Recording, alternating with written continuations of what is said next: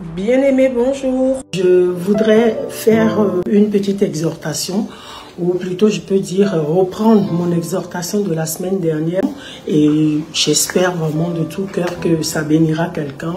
Je prie que le Saint-Esprit, l'Esprit de grâce, prenne les paroles de ma bouche, qu'il les amplifie dans le cœur d'un bien-aimé, et que ces paroles puissent bénir une vie, bénir un foyer, bénir une maison. C'est le désir de mon cœur et je prie qu'il en soit ainsi au nom de Jésus. Alors, j'avais parlé de Éphésiens. Éphésiens, le chapitre 5, à partir du verset 22 jusqu'au verset 25. La Bible nous dit que les femmes doivent se soumettre à leur mari parce que le mari est établi comme chef du foyer. Donc, la femme doit se soumettre à son mari de la même façon que l'Église est soumise à Christ qui est son chef, qui est sa tête. Et dans mon exhortation, bien-aimées sœurs, je voudrais nous dire que c'est vrai que peut-être selon notre éducation, peut-être selon notre caractère, ce n'est pas facile pour nous de pouvoir nous soumettre à notre mari, de pouvoir obéir réellement à cette parole selon que la Bible le dit. Mais j'aimerais exhorter chacune de nous à l'accepter. Comme j'ai l'habitude de le dire, la parole de Dieu, ce n'est pas quand elle nous arrange. De Genèse à Apocalypse, c'est la parole. Et si nous avons choisi de marcher avec le Seigneur, si nous appartenons à Dieu, nous devons prendre la parole dans son entièreté et nous efforcer d'y obéir.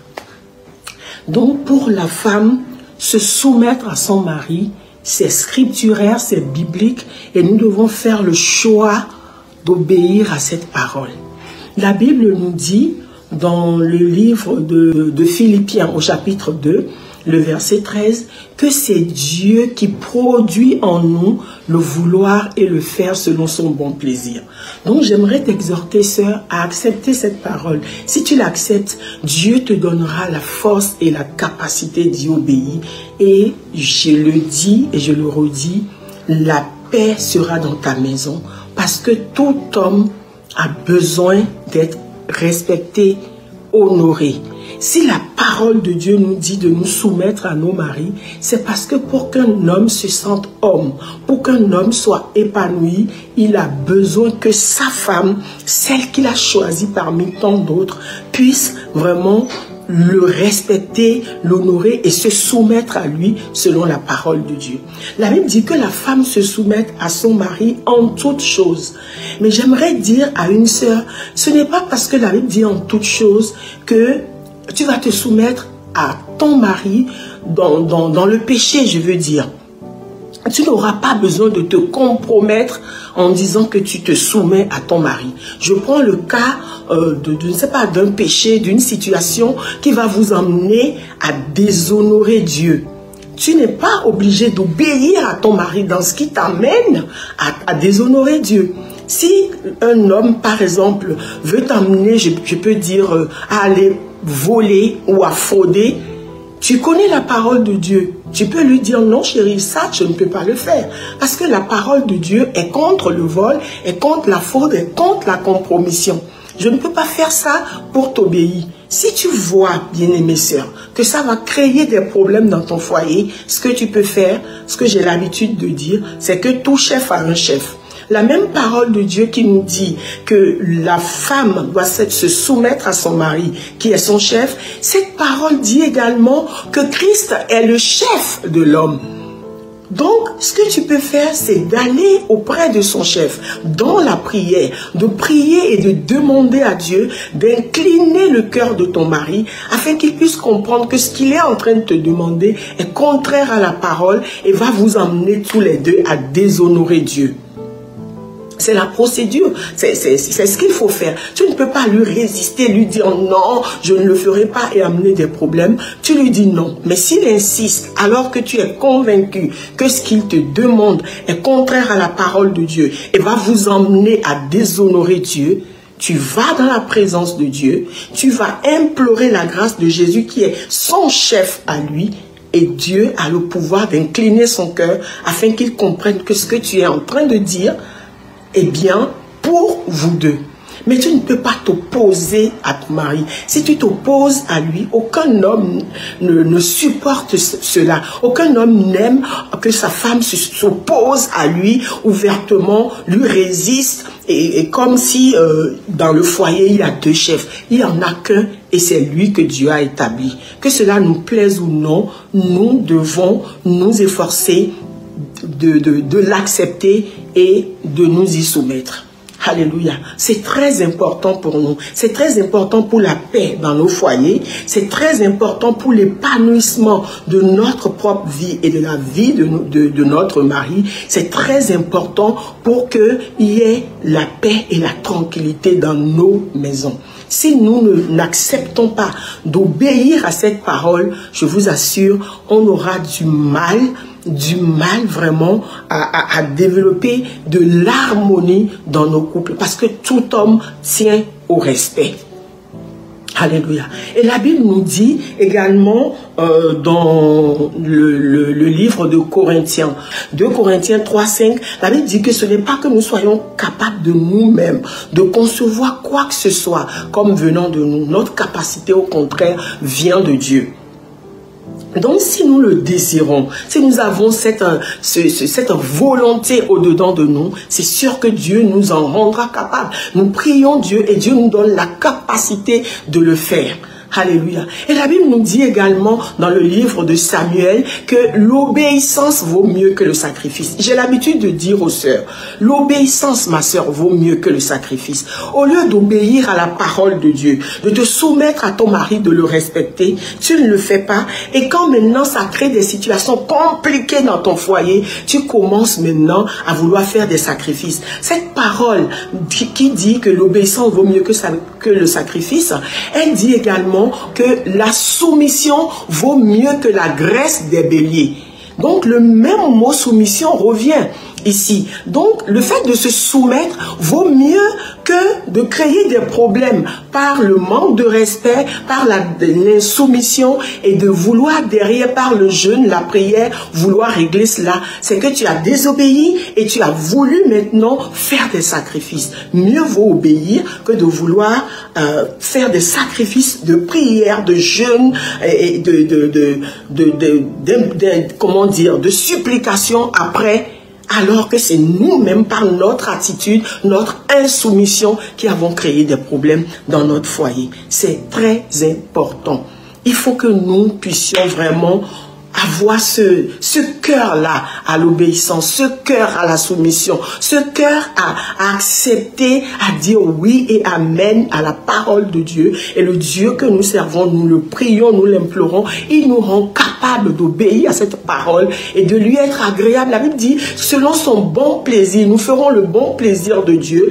Et derrière cela, le mari que Dieu nous a donné également, il sera épanoui et nous ferons également son bon plaisir. Alléluia, c'est très important. Donc, c'est la parole de Dieu, c'est pas un homme qui l'a dit, c'est Dieu qui l'a dit. Et si nous avons choisi d'appartenir à Dieu, de marcher selon la parole de Dieu, nous la prenons dans son entièreté et nous y obéissons. Alléluia. Et quand je prends le verset 25, la Bible nous dit que le mari doit aimer sa femme comme Christ a aimé l'église et s'est livré lui-même pour elle, pour l'église. Et je dis quelque chose, c'est que Christ a tellement aimé l'église qu'il s'est livré pour sauver l'église. Il s'est livré, il s'est donné en sacrifice pour sauver les âmes que nous sommes. Au point où on appelle cela la passion du Christ. Donc un mari qui doit aimer sa femme conformément à la parole de Dieu, selon que Christ a aimé l'église, doit être passionné de sa femme. Parce que Christ était passionné de l'église. Jésus-Christ était passionné pour l'église. Donc le mari qui veut aimer sa femme selon la parole de Dieu doit avoir de la passion, un amour passionnel pour sa femme. Et une femme pour qui tu as cet amour, tu ne peux que l'affectionner, tu ne peux que la chérir, tu ne peux qu'en prendre soin, tu ne peux que l'honorer, la valoriser.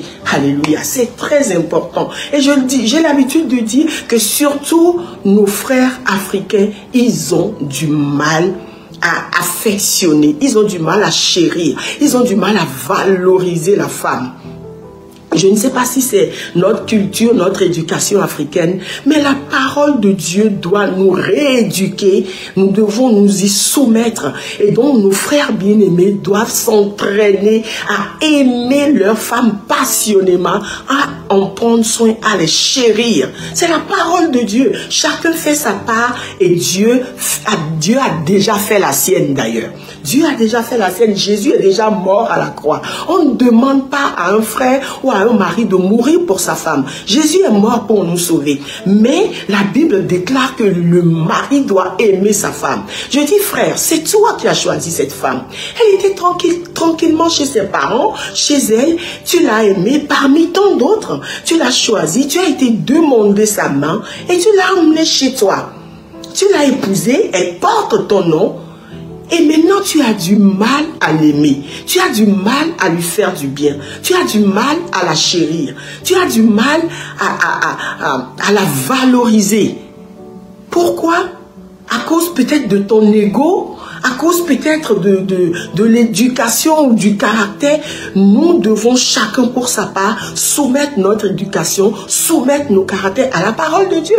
La Bible dit, vous annulez la parole de Dieu par vos traditions, non pas notre culture, par notre éducation, par nos conceptions. Nous ne devons pas annuler la parole de Dieu, mais nous devons la laisser dominer. La parole de Dieu doit dominer dans notre couple. Elle doit prévaloir dans notre maison et chacun doit faire sa part.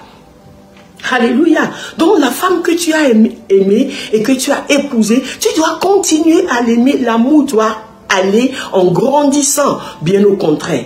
Il ne doit pas regresser, mais il doit progresser, prospérer. Cet amour que tu avais pour ta femme, qui a fait que tu l'as épousée, doit mûrir et grandir, et elle doit en jouir, elle doit en être épanouie. C'est très important, bien-aimé. Donc nous devons nous efforcer d'honorer la parole de Dieu. Alléluia. C'est la parole de Dieu qui le dit. La Bible nous dit dans 1 Samuel, le chapitre 15, au verset 22, que l'obéissance vaut mieux que le sacrifice. Si tu ne fais pas ce que tu dois faire, et que la femme, elle souffre, elle supporte, à un moment, elle n'en peut plus, et ça crée une atmosphère bizarre dans la maison, c'est maintenant tu vas commencer à prier. C'est maintenant tu vas commencer à appeler les témoins, les parents, les gens pour vouloir intervenir. Tu es en train de vouloir faire des sacrifices. Alors que la parole de Dieu nous le dit, que l'obéissance à la parole de Dieu vaut mieux que les sacrifices, et la soumission à la parole de Dieu vaut mieux que la graisse des béliers. Donc, elle vaut mieux, cette soumission, cette obéissance vaut mieux que les sacrifices de prière, de jeûne, d'intervention de la famille, des parents, des amis autour de nous. Donc c'est très important, nous devons nous y entraîner. Chacun doit faire sa part. Chacun de nous doit faire sa part. Nous ne devons pas, tu ne dois pas en tant que frère prendre une femme, la fille d'autrui, tu la ramènes chez toi et tu commences à la faire souffrir. La femme ne demande pas grand-chose pour être heureuse. C'est pas l'argent qui rend la femme heureuse. C'est vrai, l'argent contribue au bonheur, mais c'est pas l'argent qui fait le bonheur d'une femme. Une femme qui est aimée, chérie, valorisée par son mari, elle se soumet automatiquement. Elle se soumet facilement à son mari. Je connais des histoires de femmes qui ont été épousées. L'homme a quitté l'Europe, est parti en Afrique. La jeune fille, elle avait même déjà son petit copain dans le quartier. Et l'homme a jeté son dévolu sur elle, a voulu d'elle. Les parents ont accepté, on l'a dotée, on l'a fait venir. Elle n'aimait même pas le monsieur. Mais parce qu'elle est venue, elle est rentrée dans ce mariage. Le monsieur l'aime, la chérit, l'affectionne, en prend soin. Mais elle a ouvert son cœur et elle a tellement aimé cet homme que si elle te raconte son histoire, ça dit, tu as du mal à croire que c'est pas un homme qu'elle a aimé dès le début. Donc la femme ouvre facilement son cœur, elle aime facilement. Mais une femme qui est maltraitée, une femme qui souffre dans le foyer, une femme je sais pas, qui galère dans le foyer, qui ne connaît pas ce que c'est que l'affection, qui ne connaît pas ce que c'est que l'amour, l'attention de son mari, elle a du mal à se soumettre. Elle se rebelle même parfois. Bien-aimés frères, vous devez aider votre épouse. Chacun de vous doit aider son épouse à se soumettre, à honorer la parole de Dieu. On doit s'entraider. La femme doit aider son mari à l'aimer et le mari doit aider sa femme à se soumettre à lui. La Bible nous dit dans Genèse que Dieu a créé la femme en tant qu'aide. Sœur, quand tu te soumets à ton mari, cela ne fait pas de toi son esclave. Cela ne fait pas de toi un être inférieur à lui. Bien au contraire, tu constitues une force dans sa vie. Parce que la parole de Dieu dit que Dieu t'a créé pour être une aide dans sa vie. Donc quand tu te soumets à lui, tu es en train de l'aider. Tu es en train de l'aider, tu apportes ton aide. Et on aide qui? On aide quelqu'un qui est dans la faiblesse. Donc dans sa faiblesse, en l'aidant, tu deviens une force. En te soumettant à lui, tu l'aides à t'aimer. Tu l'aides à être en paix. Tu l'aides à s'épanouir dans ce mariage. Et frère, en aimant ta femme, tu l'aides à se soumettre à toi. Tu l'aides à te respecter, à t'honorer. Et la paix sera dans votre foyer.